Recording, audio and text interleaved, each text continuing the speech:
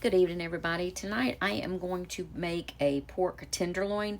Now, the pork tenderloin is usually going to be in two pieces, so you're going to have two thin strips. I always like to try to find stuff on sale. This was on sale for $3.99 a pound, so I got this for $8, and this is enough to feed with the two. You can separate it and just cook one of these if you just got, a few people to feed, or you can make both of them. You can also wrap these in bacon. Season them in bacon and wrap them in bacon and cook them that way. But today I'm just going to rinse them. I'm going to pat them dry, and I'm going to cover them with olive oil. And then I'm going to use Tony Chachere's as my seasoning. I'm going to put it on there. I'm going to massage it in. If you don't have Tony Chachere's or any other kind of seasoning blend you like, you can always do salt, pepper, garlic, paprika, onion powder, cayenne, all of that fun stuff. I'm going to be using Tony Chachere's because it pretty much has all that stuff in it. So let me get this rinsed and patted dry, and I'll be right back. Okay, so once you have those rinsed and patted dry, you're also going to want to pull off what they call what they call silver skin.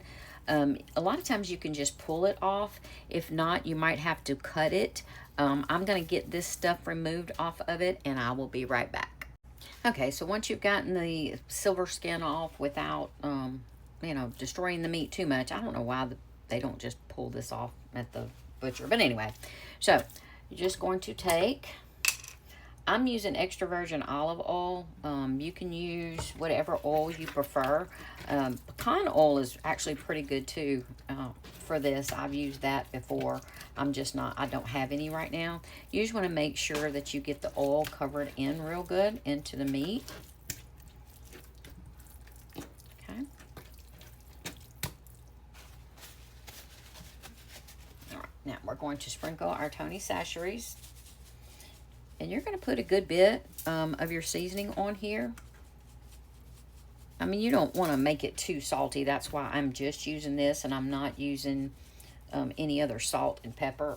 I'm going to use more garlic because I don't think the Chachere's has enough garlic. And I think garlic tastes good on pork. So you're going to get that. You're going to massage it in. Make sure everything's nice and covered.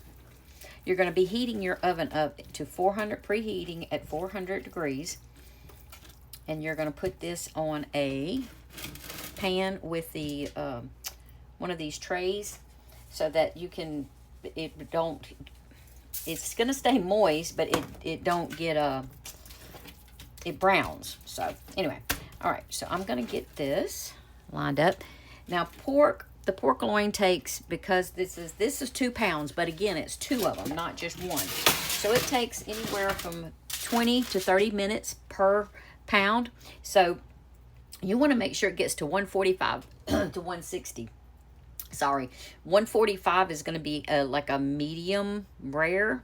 I like to get mine in between 150 and the 160. It'll still be a little pink in the middle, but this kind of pork loin in the oven can be pink in the middle. It's not one of those that you have to make where it's, dried out and all that. You do want it to stay moist. So again, I'm just going to do one little more sprinkle of garlic. I'm going to get this in the oven. I will check it in about 20 minutes to see where the temperature is. And when it's done, I will be back. Okay, it's been 20 minutes. I'm going to check the temperature real quick. I'm pretty sure it's not done, but I just wanted to, I forgot to say earlier, you do need to flip it about halfway through. So yeah, it's only about 110, nope, 120. So it's got a little bit longer to go. So I'm going to put this back in. I'm going to turn my timer back on for 20 minutes, and then I will check it again. Again, I like mine medium well. So I need it to get to 165, but you can eat pork actually at 140. So that's just kind of up to you. Okay, so it's been 40 minutes, and this is at 140 now, which is at the safe temperature. And that is, of course, at the fattest part. So the thinner parts are at 165. So I'm going to put this on broil for about 5 minutes to brown the top, get this nice and crispy on the top. And then I'm going to take it out and let it rest for about 5 minutes. So while that's finishing up, I'm going to go ahead and just make a box of this pastaroni, the angel hair pasta with herbs. I really like this one. You can make mac and cheese, potatoes, whatever. So I'm going to get this back in the oven and broil it again for just 5 minutes You don't have to do that part. I just like a nice crispy on the outside. So I'm gonna do that for about 5 minutes, and then I'm gonna let it rest, and then we will be ready to eat. Okay, so it's been 5 minutes, so I've pulled it out. As you can see, it's nice and brown now. So what you're gonna do is you're gonna cover this. Ow, and that's hot. Don't burn yourself. You're gonna cover this and let this rest for 5 minutes, 5 to 10 minutes. I'm gonna let this rest long enough for me to finish out my noodles there. So yeah, just get that covered up and let it rest 5 to 10 minutes, and I will get this sliced up and I'll show you the finished product. Okay, so it's been 5 minutes. My noodles are done. I'm gonna grab one of these. I'm gonna take it over to my mom and dad. So I'll just use this one to cut into.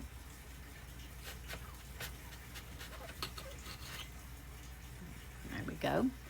I did get this one well done. You could cook it, like I said, it is safe at 140 and go up to 165. I did cook it a little bit longer, but you can, it is safe to eat at 140, 145. So I'm gonna put some noodles on here. No. You take a bite, don't I? Whoop. There we go.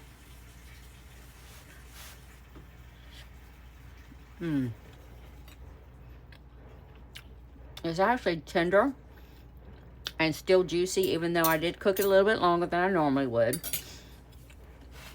And the noodles are done. So here we go. You've got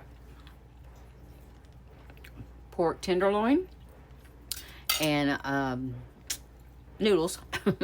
So this meal took about 45 minutes to complete. So if y'all have any questions, let me know. If not, enjoy, y'all.